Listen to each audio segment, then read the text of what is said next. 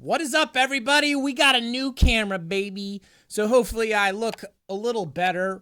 Or who knows? Maybe this camera is so good that maybe I'm a lot fucking uglier than the other camera was showing.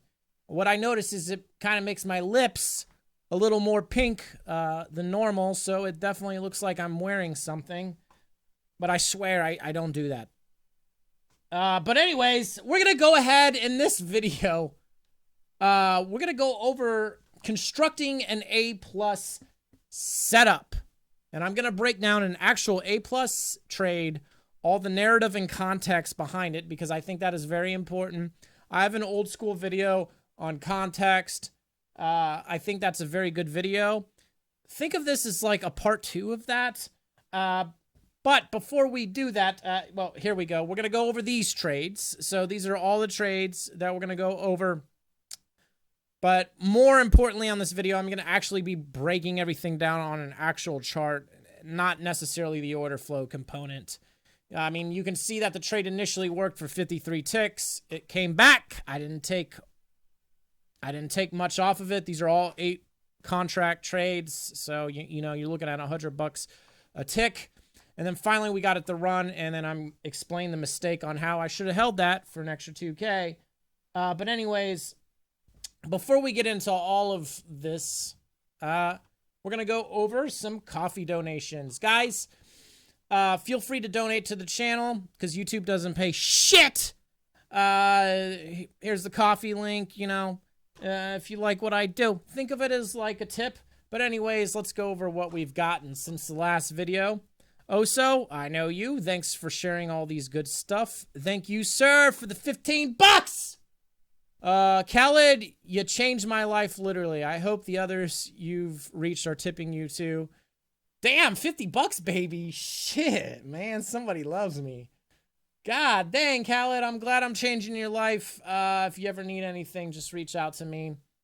David, Engelman, I'm learning. Fat Cat, Ack, you gave me, you know, you didn't say anything, but thanks. Bad MF, I know you. $3. Thank you. Appreciate the reality checks. Oh, yes, I remember. No problem. And Santa, thank you for the monthly reoccurring fee there. One day I'm going to do something nice for you guys. I'm going to do some exclusive stuff for the coffee people. But right now, we're kind of going into other things. There's a lot going on with coaching that will be available to you guys at some point. I will be touching on some sort of coaching. I took on another student and we were doing something interesting, but that's going to be another video. I want to go ahead and just start getting into the actual trades. So this is from today, December 16th, 2022. So let's just kind of look at this chart. Now I'm going to be sharing a lot of things with you guys that I've just really don't share on YouTube. So you're going to get a little more insight into my actual trading. Okay. So let's kind of just break down, you know, what's going on here. So this is today's session. I know there's a lot of shit going on. Obviously we open up and sell off. Okay. I don't come into the session until a little bit later in the afternoon. It would be right around in this section is when I show up. So one thing I like to do is I like to break down the price action into smaller bell curves. Obviously, if you look at the RTH session, it is relatively neutral looking. But what I like to do is start to break down price action into smaller curves. So from right here all the way to, what is it, right up to this point, you can see that I've taken this price action in this square. And what I did was I drew a profile on it. So you can see it has that pretty nice chop that creates this relatively textbook bell curve. This is bell curve maturity. It has that beautiful look. If a curve is a little janky, then it's not really all that great. So people often ask, what is this? This is an RTH VWAP band with first deviation and second deviation over here, and second is up here. So we broke this down. Now let's go to this. This is a 3-year profile. So this is 3 years of volume profile. I like to take these low noted valleys and I like to put these yellow squares in them. So anytime you do see the yellow squares, I'm marking out these low node valleys because for me, these are good areas to potentially trade. So let's go back to the RTH session. Let's zoom in a little bit more. So let's start building out context. So what we have is a value zone here, or a profile. The price ends up coming out, as you can see. So if I was to expand this profile a bit, you could see it starts to make another curve down this section. And what it's doing is it's measuring all this price action. And all this ranging and price action, I would consider its own auction area or its own bell curve. So this is where I want to cut the curve off right there. And this is something I've been doing for years. So it comes down and we go all the way through this yellow box, which again is a low noted valley on that 3-year profile. Then we come up. So what happens is we come up and there's a high node here, which is also here as well. And then we roll the high node. So let's mark that out. Okay.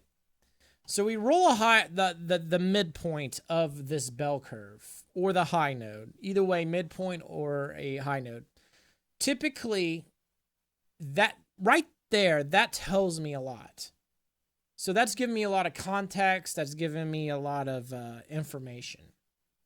What that's telling me is if we are able to make it back into this value zone of this prior curve, there is a high probability that the price action or the trade will go all the way up through the other side, which it doesn't do.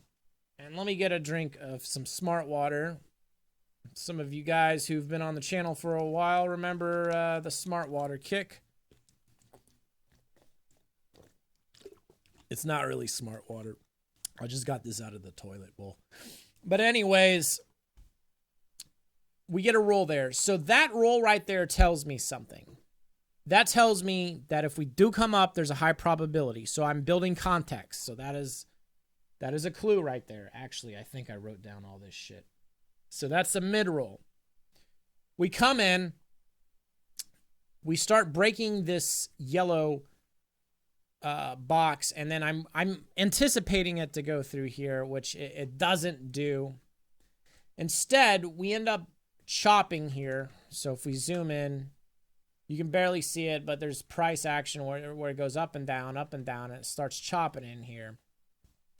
Let me actually get rid of this because I also want to share with you guys some other things that are happening as well. Let's do this. So we also had a channel setting up.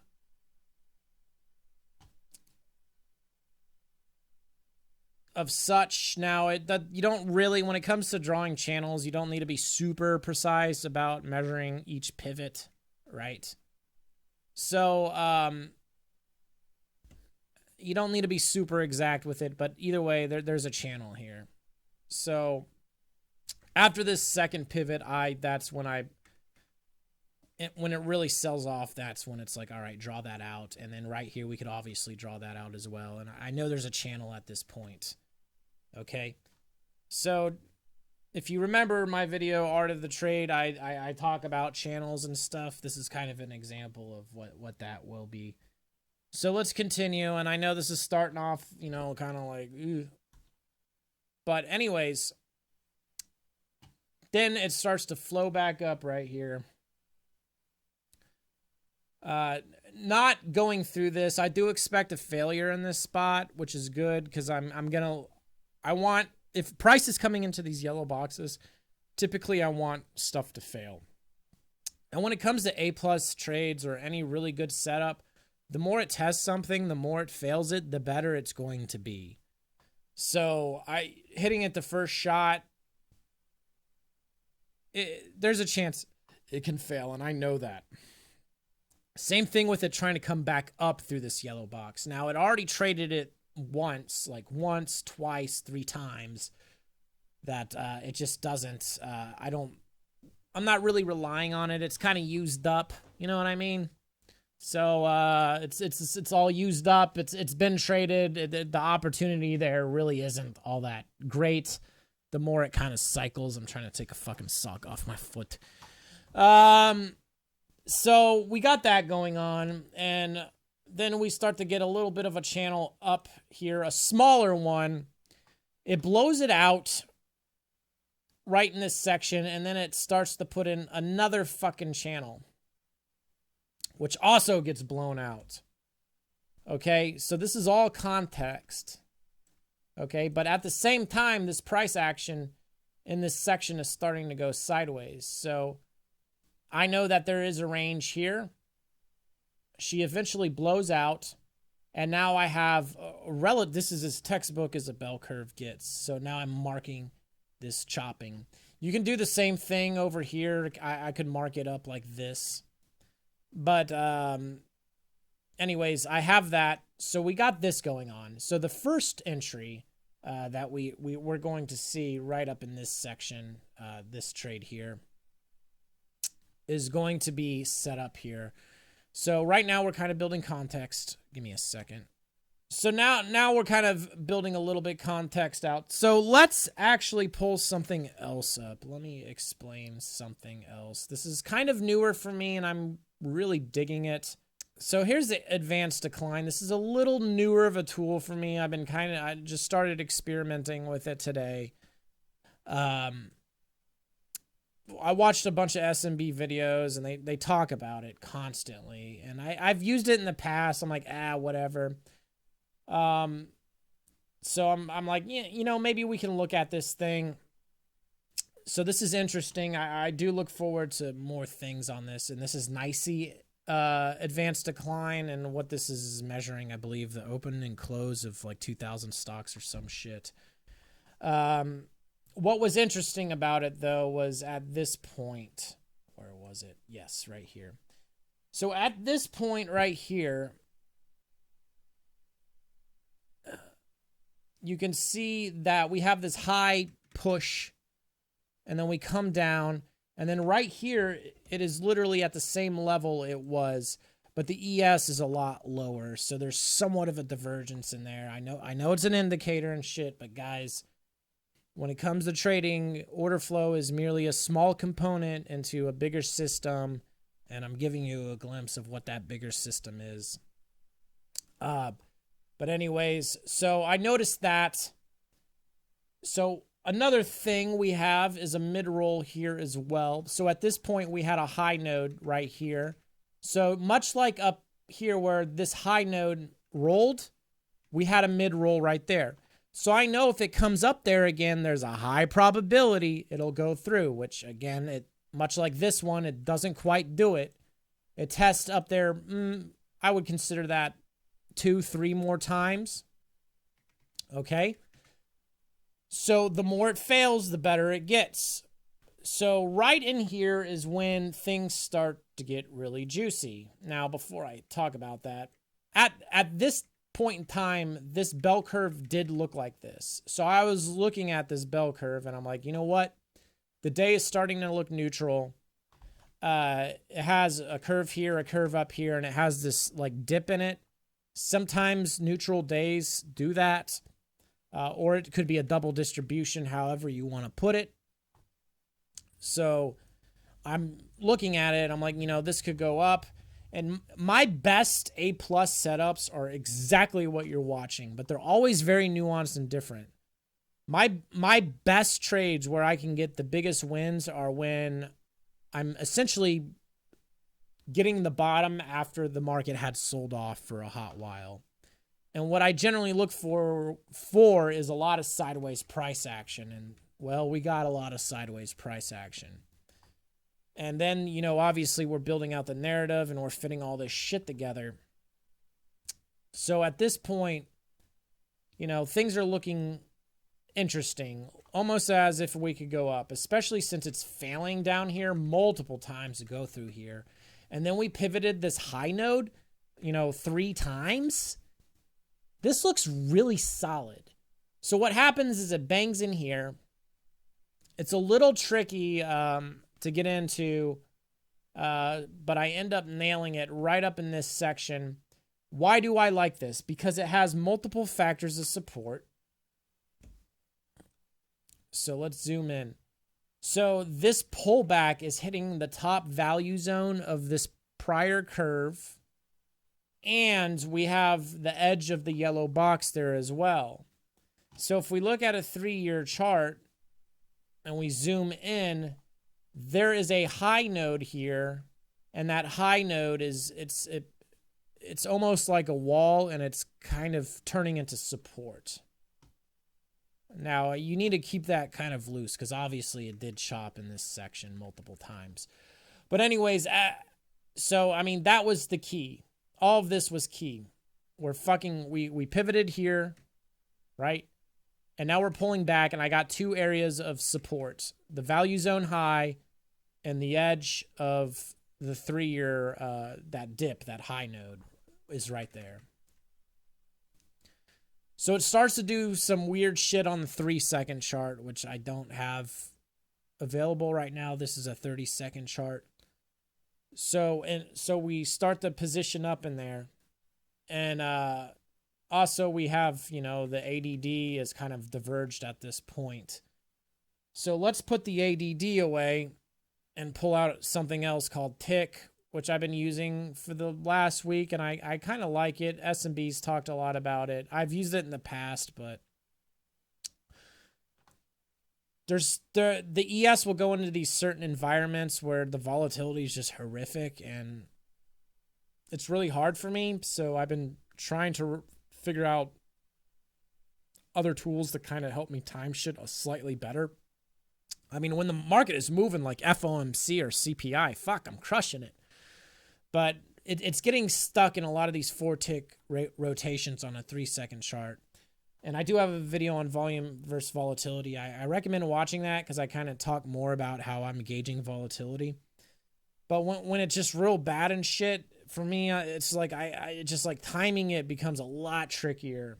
And I'm starting to really dig this tick. But anyways, so this blue line is a 600 positive, and then this blue line down here is a minus 600. You can see that there's a slight divergence here versus up here, but I'm not looking at that. It pulls back.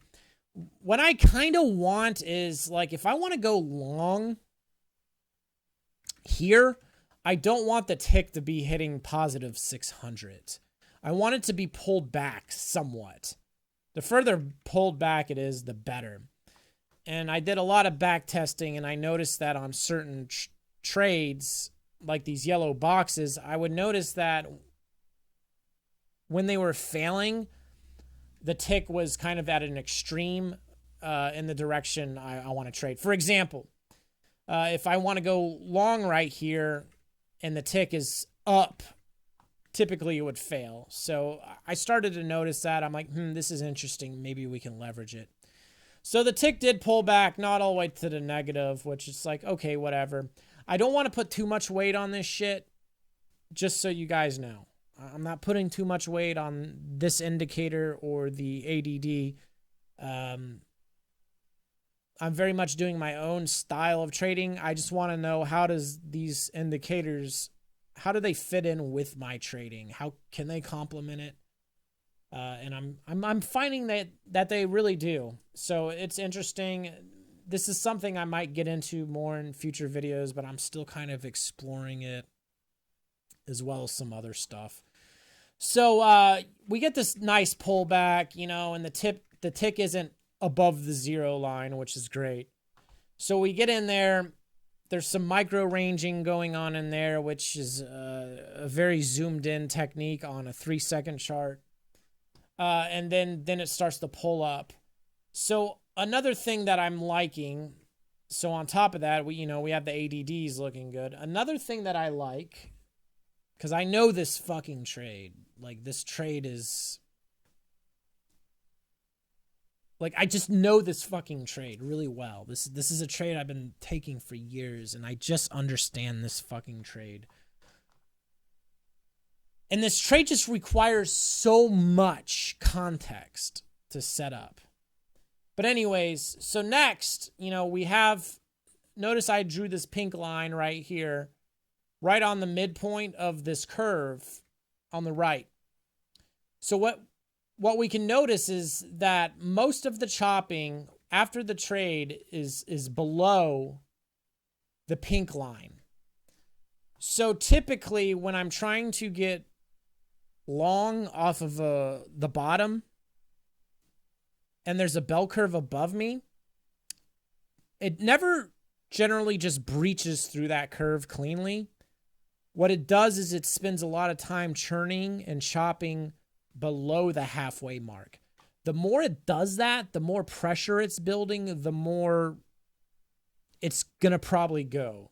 So that's the thing. When it comes to these really high probability big moves, the more the market tests something and fails, the more it chops, the longer it chops for, the bigger the chopping, the better the move is once it finally fucking goes. It's just like it's cooking. It's sitting there and just cooking.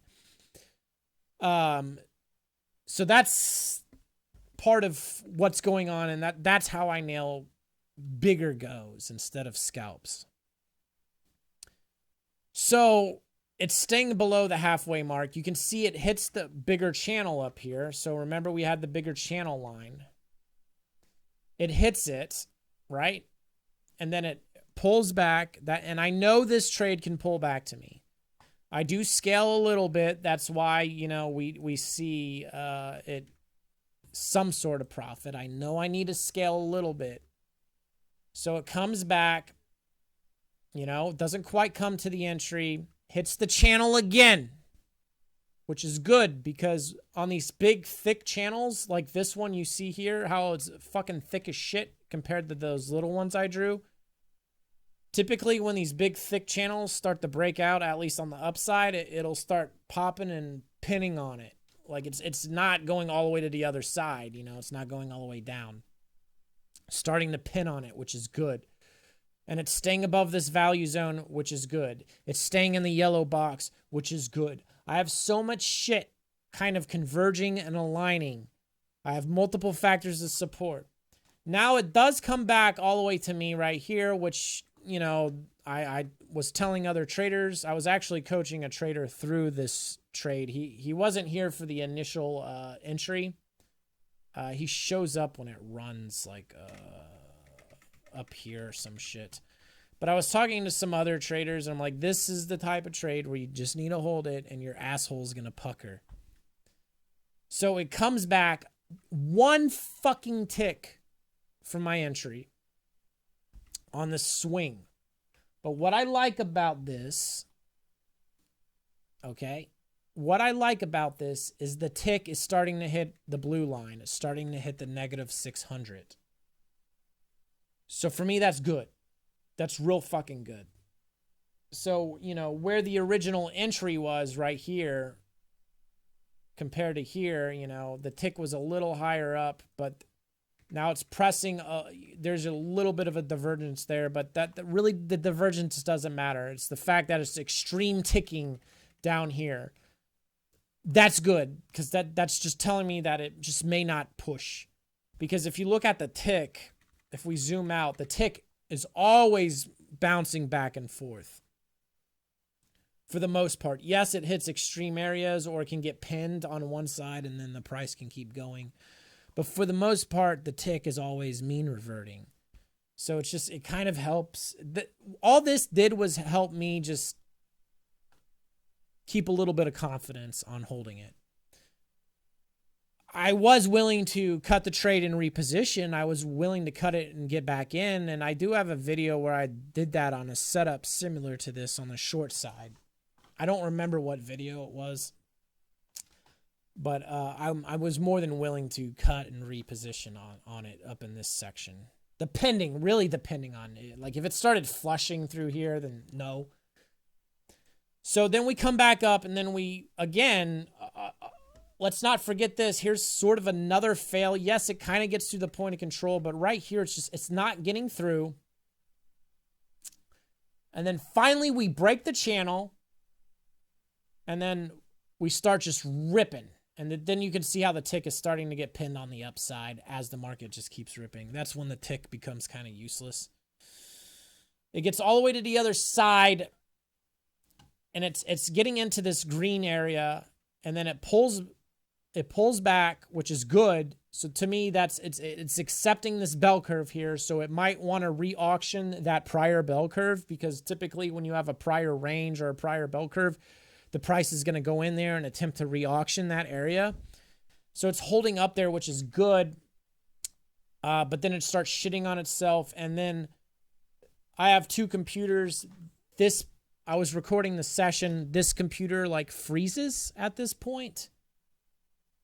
But I have a capture card. So the Jigsaw PC goes into the PC you're watching now. And it goes into a capture card and comes out into a monitor. And even though that computer froze for some reason, the Jigsaw was still working. Now, if I was to try to reset the Sierra Chart PC, it would shut my peripherals down. And I can't do that. So, at this fucking point, and this is when it kind of gets a little wild. At this point, I'm kind of blind. I know the trade's coming back. It's frozen. And then my coaching student, not Slim Trady, it's a different guy. And what I'm doing is I'm coaching him throughout the session. I call him up on the phone, so I call him up on the phone, so we're talking on the phone.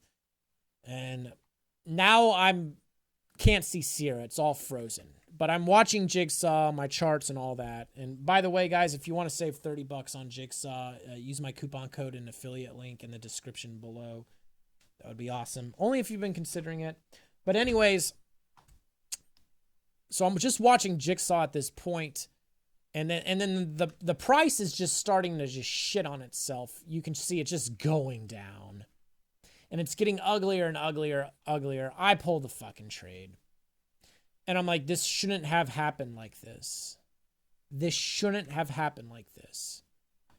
But now we are in a very critical area. So we're in an area where either this is going to bleed down really hard to the lows, or it's going to bleed up. And if it bleeds up, it's going to go a lot further than I expected the first time. Because, again, another fucking roll up here. Typically, it doesn't do this. Typically, you don't get two rolls on a point of control or a mid like that. Typically, it doesn't do that. But since it failed twice, because I was originally targeting VWAP. This is where I was going to take all of the trade off. So I was telling the trader, if this thing fucking rolls back up, it's going to go past VWAP. Because, most likely, I don't know if it is, it could go past VWAP. Okay? So because it did that, and because it came all the way back to my entry and just knocked all of this chopping out and just came all the way to fuck back. The fact that it went back that far, now I would have been okay if it came back wherever, as long as it didn't come back to my entry. But the fact that it came back to me that quickly, that fast, and that's what the ES does, is anytime it has a really solid move, it always takes it back. Takes it back. You can see it. Good pop up here, takes it back. Takes back this really good pop. That's what the ES does, man. It's out to fuck everybody, and it's out to, once you think you're in a good run, typically it's going to take it back. This day and age in the ES, you just don't get into them clean, and it just runs the target. It typically always fucking comes back, and it's going to fuck with your entry 2-3 times, then it finally fucking works. That's just the environment we're in now. It's a lot more difficult because it used to be where you could just get in clean, it works, there it goes. Not in this environment. So it comes in. I'm watching this thing carefully. I'm considering a short, so we take, we're kind of fighting into this thing. I don't remember if that was a short or what, but one of these trades was I'll explain what happened on one of those trades. We start the fight up in this range, so let's zoom in. Let's actually go to the 3-second chart. So this is not the 3-second I prefer to use. I like the one on Jigsaw better. But this is going to help us understand what's going on. So this is where it comes all the way back right here. So just for reference, we're looking at this. We're going to be looking at all of this section. But we're going to be looking at it right here. So it comes in, and I think that 3-second looks like shit on this fucking Sierra charts. Comes in, so it pukes right here, and then it V's out. Slightly jerks back. Okay? And there was one trade, I don't remember. I did do a little bit of fighting in here, and that's what some of this is. I believe one of these trades, I don't remember which one specifically. I put on 8 lots, and then I go to break even, and only 3 of the contracts come out at a break even, and then the rest comes out at a 5-6 tick loss. It might have been this one, which sucked. Or this one, I don't remember specifically.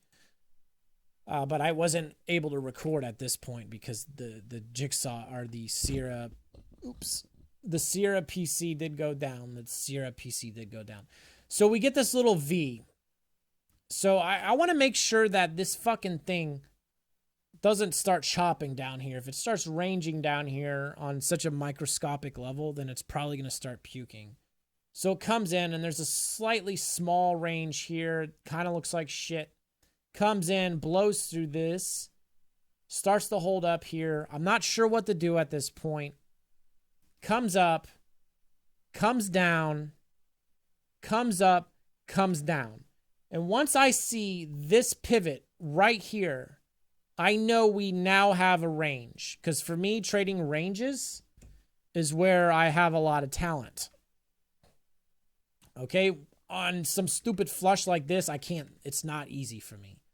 But once I get a fucking range establishing, that's where I have some true talent. So right at this pivot, I'm like, okay, we have a fucking range. Now I can start hunting. We're staying above this V. So that's good. That's a V flush. That's good. So now I'm looking for a bit of a top tick. We get a top tick here. I'm like, okay, there's a top tick right there. So now I know there's a high probability of bottom ticking somewhere down here where it tests the bottom of the range. Doesn't do it. And I think this is where one of the other losses or break-evens are. Comes back up. Doesn't do it. Comes back up. Top ticks. There's another fucking top tick. I'm like, huh. And at this point, I was talking to this other trader. I'm like, there's a high probability of a flush. There's a high probability of a flush. Once it does this, this is where it gets a little goofy. Then it fucking flushes. Get the bottom tick. And it looks like shit right here. It would have been easier to see on a recording. It comes up right here. I want to see if this rotation is going to come right down here. It doesn't. And this is very microscopic shit. Okay, and I'm waiting for it to flush in here. And right here is the most critical, pivotal moment. Right in this section is where I want to make a decision for a hold. All of this ranging is context building. And then what happens is I'm looking for a top tick right here. It doesn't top tick this little small area. In fact, it flushes by 3 ticks. So for me, that is a sign this might mean revert. So I ended up getting long right here. It briefly flushes against me. 4 ticks. But then it immediately comes back up. And much like I was telling you, if there's a hard move down, like this, They almost always take it back in the fucking ES. And that is a very hard, long move, baby. And then they take it back. So now we're sitting in here, right in this section. And then it fucking goes. So at this point, it breaks up here. And as it breaks, this is where, you know, that this is like, I'm not really paying attention to the tick because I can't even fucking see it at this point. I can't see any of this. So as the trade goes, because it pivoted up here twice, I know there's an even higher probability it's going to blow through fucking VWAP. She comes up. I start to scale on fucking VWAP. I believe I scale, I don't remember. I know I scale 2 around here, 2 up here. Pulls back. That's fine. Continue to hold. And then we get out. Let me double check where we get out at. Let's actually look at the exact scales. So we got in exactly at, let's get rid of this a little bit. Let's make so we can see it. So we got in exactly at the price of 61 even, you know, which is right here. And then the first scale out is going to be at 66.50. So right up in this section, 66.50. So we scale, what do we scale right there? 2. Yeah, we takes 2 there, and then the next 2 come off at 75.25. Right up in this section. And then the final 4 coming off at 81.25, which I fucked up. I should have held it further. I was even telling the trader, I'm like, this could go to first deviation. This could go to first deviation ban. And I really should have held it because that would have been an additional 2,000. But that was the A+ setup. So let's break it down again. Why is this so good? Okay. And let's see here.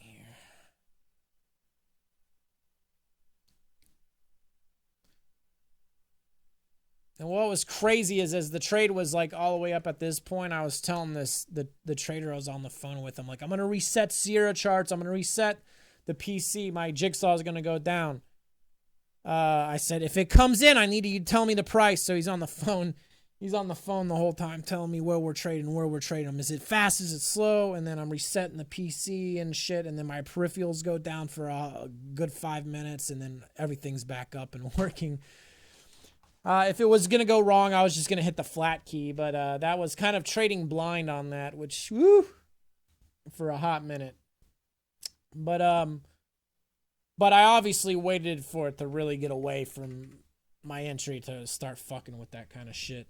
So, and he learned a lot because this specific coaching student, I was coaching him through this entire, like, he came in around here. And he saw me fighting, and I was telling him exactly what I'm doing, when I'm doing it, why I'm doing it. So for him, he got a really good dose of live commentary as it was setting up. So again, why is this trade so good? Well, it all starts with up here. This gives us a channel line. We have a pivot. There's a high probability it can go through there. We come in. Put in a value zone, put in another pivot at a high node, comes in, puts in 2 more pivots at this high node. The ADD line is starting to diverge with more major pivots, so most of the stock market is going up versus the ES. So that's another factor of support. We pull back to a value zone high. And we also are hitting this high node edge or the edge of the yellow box. That's the entry. We come up, hit the pit, we hit the channel. When we start banging on the channel, I'm not going to pull up the tick, but the tick is hitting an extreme on that, which is a reason to hold. And so is it hitting this channel. comes up, goes all the way up there, fails, surprisingly. Looked like it was going to accept in that value zone, get out of the trade. Then it puts in this V, but then it starts the range and chop above the V. And also, I do want to mention this pullback is really good quality pullback because it spans a decent amount of distance over time and it goes up relatively far. So it's not some shallow, tight pullback. It's more of a wider, taller pullback, and those are usually better quality pullbacks. So that's also a factor of support. V, we're kind of holding up in this section right here. You know, I talked about top tick, bottom tick with a hard flush, and the way it dances right here, just the most critical moment, go through. And the fact that this had failed now allows me to potentially run it further. We went from originally having a pair of kings to now having a pair of aces because of that failure and because of how hard this rolled down. Just like I said, if the market gives a lot, it taketh a lot. And that's exactly what it did there, and that's what it did on the fucking 3-second chart right in this section as well. If it giveth a lot, it taketh a lot. Because that's what the ES does. And then, you know, we obviously just hold the fucker. Should have held it up there. That's what I was saying, but then I'm just like, oh, it's good, I'll just cut it. I need to not do that. Like, legitimately, that was an extra 2K. And it's not this hindsighty, I should have held shit. It's, I knew I should have held. Shame on you, fat cat. You didn't fucking hold. You fucking idiot. It was a good trade nonetheless. Very good fighting.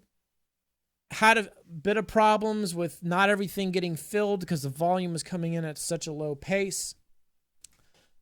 But that is what an A-plus setup is in a nutshell. An A-plus setup for me, and it's usually going to the long side. An A-plus setup is going to have so much failure, so much testing, so much chopping, and all these other little techniques and setups that I like, because a lot of what you saw are just things I would normally want to trade. Like, I do want to trade across from this green line to this green line. I do want to trade into this value zone, whether all this shit down here happen or not. I do want to take a pullback trade off of this value zone, whether all this other stuff is happening. I do want to find a large, thick channel, and I want to find a zone where it's going to break out and flush, whether all this other stuff happened or not. So all these little techniques and all this little shit these are all things I normally would want to trade, but now they're all kind of fitting together as one thing. And now I have, let me tell you how many factors of support I had on the fucking thing. 1, 2, 3, 4, 5, 6, 7, 8 factors of support getting into the initial trade. 8 fucking major piece of contextual clues to get into the trade. I had a very good narrative, and everything was just aligning and meshing just fucking right. And that's when they fucking run. Okay? And then I had 2 reasons to hold the trade when it pulled back to me. And then when it kind of shot back down all the way here and started chopping here, I had 2 more reasons to get the fuck back in and go long. And then I had even more reasons why I should hold it even further this next run, because it fucking failed here again, and statistically it shouldn't fail twice like that. So, I mean, and then look, it comes in, hits the green line, bangs off the green line. There's a prime example of a value zone actually holding, like I mentioned earlier. So all of this is like little setups, but there are these points in time where they just all come together, and it all starts to just turn into this beautiful, beautiful, bigger picture narrative to where I can just nail it and run it. And these are the trades where you scale up fucking size because it makes the difference. So when people are like, oh, what are your setups? I mean, that's a prime example. And what's an A plus setup? The A plus setups are very similar to this, but they're always slightly different. There may not be a channel. There might be a channel. There might not be, a 3-year low noted zone. There might not be a micro profile. There might not be this micro range. There might not be a V bottom like we got there. We may not get all these mid roll tests. It just comes in a different flavor, but the way it sets up and brews is somewhat similar. It's just the different ingredients. Either way, it's baking a cake, but instead of a chocolate cake, it could be a vanilla cake. So different ingredients. So that is an A plus setup. That is my A plus setup. And the specific trader I was coaching and talking to, he's newer, pretty new to futures. He doesn't have edge at all. So what I did is I elected to start him off on some of the smaller nuancy things, because I believe when it comes to trading these bigger setups, you need to know all the small shit first and get good at that and then expand out. That's why I think it's important to tick drill first and then start expanding out your time framing and go to progressively bigger and bigger time frames, daily charts or monthly charts. I recommend you do that. I recommend you do that shit later in your trading career. Go from the smallest nuanced shit, expand outward, and then learn how to build narratives through price action. Like, price action tells you everything. I love price action. Volume profiles, price action are the bigger components of my trading, because the price action, wherever it's testing, failing, chopping, pivoting, that's all contextual. That's all a narrative. Like, if it hits a hard pivot and rolls down, well, then they couldn't find buyers and then the market collapsed. So the bids must have been somewhat weaker or something happened. So that's all information. And then if we get to the lows and the sellers can't continue it, well, then somebody's going to have to give way. So building out narrative is so important. And I do feel a lot of newer traders fuck up because you guys are so in the moment, so just flying by the seat of your pants. You guys are not constructing stories based off of price action. Good old fashioned price action is so huge. So hopefully that kind of made sense. I know that's very complex. Obviously, I'm going to be rolling out a course some fucking day. Who fucking knows? I ain't even shot the first fucking thing. I have everything to shoot the first part of the video for the course, but there's just so much before you can do this shit. So eventually, who fucking knows when it's going to be done. But at some point, I'll be, there's so much complexity in that. It is. And that's what I told you guys. If I was to make a course, the fucking thing would be like 60 hours. I mean, it took me 40 something minutes just to explain one fucking example. How many of these are you going to have to see realistically before you fucking get it? And how much of these little smaller components and understanding of all this other bullshit do you need to understand before you can start mushing it all together and making these big fat runs? Because getting a fat run in the ES is certainly a lot more difficult than it used to be. So there is an A plus setup, and there is how complex it is, but fuck, man. Like I said, right here was a pivotal moment. It could do anything, and just this ranging alone was just the right piece of information fit in there that said, hey, this is going to go up right as soon as it hit that. That alone, that one little wick on that one little fucking bar, was everything I needed to know that this thing is going to probably shoot up. But up until then, I needed to wait just a few seconds longer. And when it did exactly what it did on the smallest of time frames, that's when I know. Otherwise, this fucker could have flushed. And that's what gave me the bias. So it's really that detailed. Especially to attempt to nail something on such low MAE, where the trade barely goes against you. That's very difficult. So that's also what makes my trading a bit more complex. So I hope you guys enjoyed this video. Please like and subscribe. That would be nice. And we will see you in the next one.